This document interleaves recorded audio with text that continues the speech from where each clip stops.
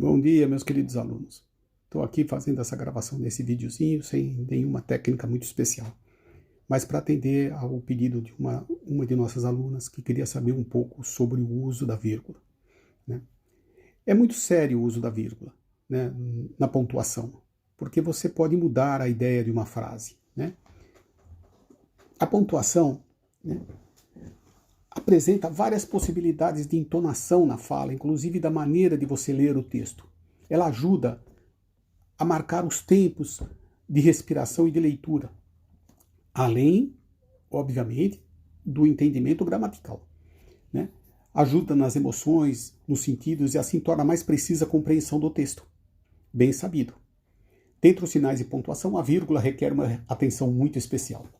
Existem situações que o uso desse sinal é obrigatório, levando em conta a estrutura da frase. Em outras, se o deslocarmos, o sentido da frase fica totalmente alterado.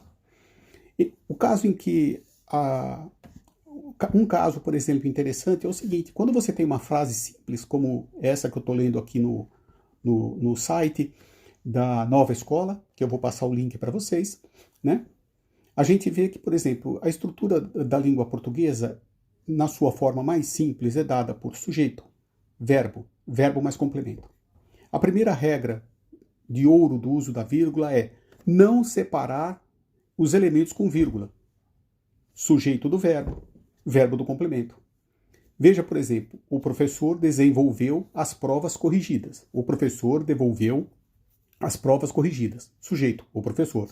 Devolveu, verbo. As provas corrigidas, complemento do verbo devolver. Então você veja que eu não posso botar uma vírgula, o professor, vírgula. Desenvolveu as provas corrigidas. A menos, né, que eu queira introduzir algo novo, que se intromete nessa estrutura, que seja fora dessa estrutura básica que deve ser respeitada na língua portuguesa.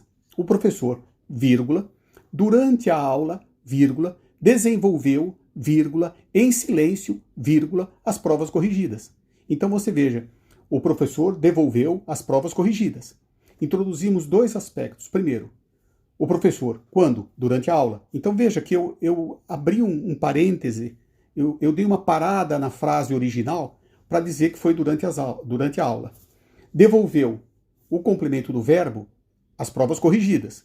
Devolveu as provas corrigidas. Porém, optei por enfatizar que devolveu em silêncio, sem fazer comentários. Então, o professor, vírgula, durante a aula, vírgula, desenvolveu, vírgula, em silêncio, vírgula, as provas corrigidas. Então, essa frase está absolutamente correta, tá certo? Bom, eu falei esse exemplo, e estou falando assim com vocês, até para vocês verem a minha cara e saber que eu continuo mesmo, um pouco mais envelhecido, bem dizer. Mas, eu vou passar o link desse texto, ele é muito bom, né? E tem vários exemplozinhos, né, que indicam isto, né?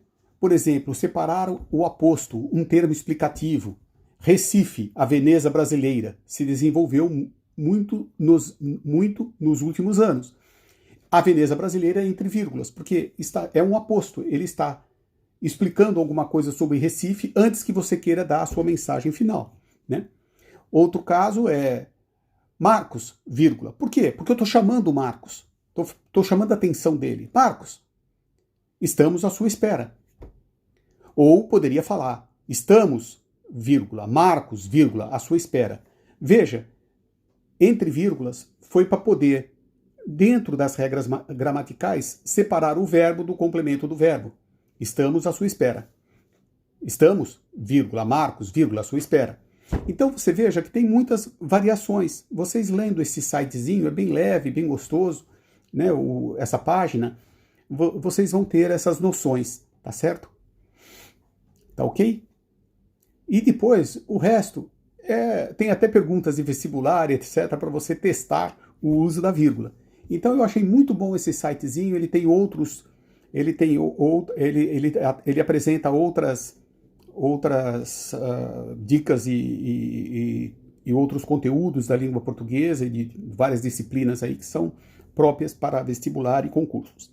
Então pronto, é isso aí. Por hoje, uma terça-feira.